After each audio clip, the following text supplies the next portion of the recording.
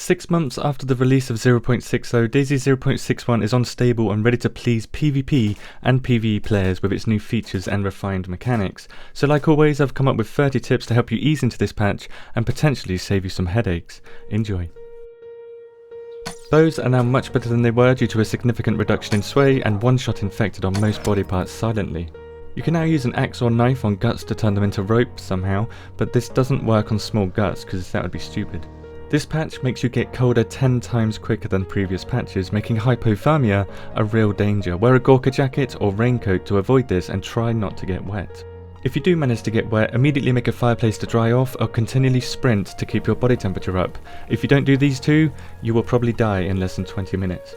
If you make a fireplace, be aware that fires can now be seen from over 1 kilometer away instead of just 50 meters. While you're at it with the fire, cooking food is quite viable in this patch, and you can now cook food without animal lard or water in a cooking pot to create dried meat. Wolves have been added in this patch and can one-shot you if they jump attack and hit your head, so stay moving and only try to kill them if you have a gun. Killing wolves is a very good way to get food, but you cannot turn their pelt into leather hide in this version of stable. Leather pants and jackets now have 9 slots, making them the best pants and jackets for carrying capacity. To make these, you will need to add animal pelt and fertilizer inside a barrel to tan leather, then stitch it together with a leather sewing kit. If you're trying to get leather, a large herd of cows is commonly found west of Pustoshka. You can easily get enough leather here to cut out an entire squad with high capacity animal carcass. Player spawn locations have been moved over 5 kilometers to the east, so the furthest west you can now spawn is west of Electro. However, due to how good this loot route is across the top of the map now, you will probably want to get a northern spawn.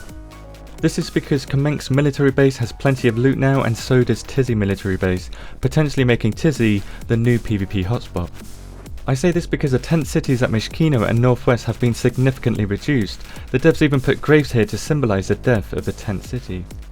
But just let the devs take it away, they've given us new military tents that are spread across the map, including a new radar building added west of Tizzy and several buildings that are now enterable, the best of which is the L-shaped barracks building spawning weapons like the SVD.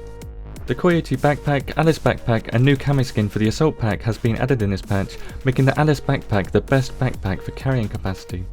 After many patches with the rangefinder being bugged, it now works correctly. They are best found in hunting stands. MP5 iron sights are now fixed and new gun sounds allow nearly every gunshot to be heard by other players. Shotguns are now much more powerful than they used to be because they now cause blood and health damage, but still don't penetrate surfaces. Status indicators are bugged out in this patch, so to test if yours are bugged, take off your shoes and see if you're getting the message "my feet are hurting." If you don't, then relog. Helicrash sites appear to be harder to come by in this patch and they no longer spawn weapons. Vehicles are not in this patch but will be added at a later date, so there's no point picking up vehicle parts unless you plan on storing them. Infected hitboxes have changed slightly in this patch, making weapons that have a longer reach better than they were in previous patches, such as a pitchfork, crafted spear and long wooden stick.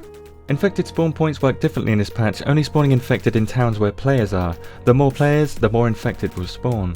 Infected despawn around 3 minutes after being killed, meaning there's probably a player in the area if you see a dead infected.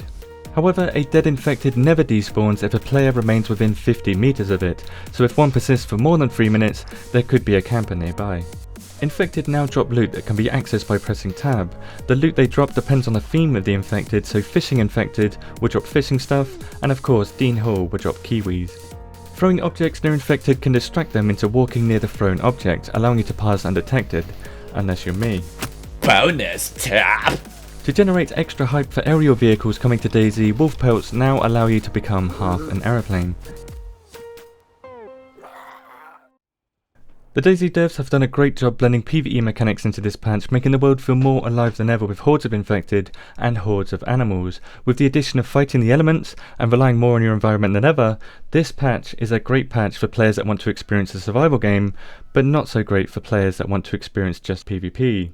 Thank you for watching and good luck surviving.